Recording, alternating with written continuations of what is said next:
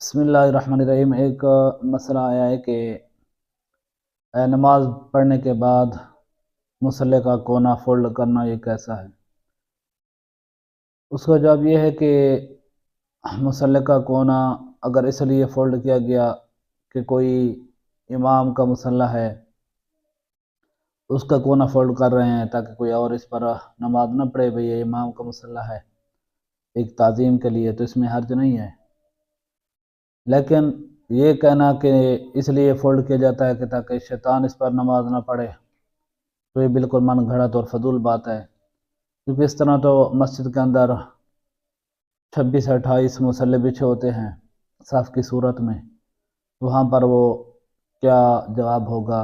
کہ وہاں پر شیطان کیوں نہیں نماز پڑھ رہا؟ تو لہذا یہ کہنا کہ یہ کونے کا فولڈ کرنا یہ شیطان سے بچنے کے لیے ہے، یہ من گھڑت ہے، اس کی کوئی حقیقت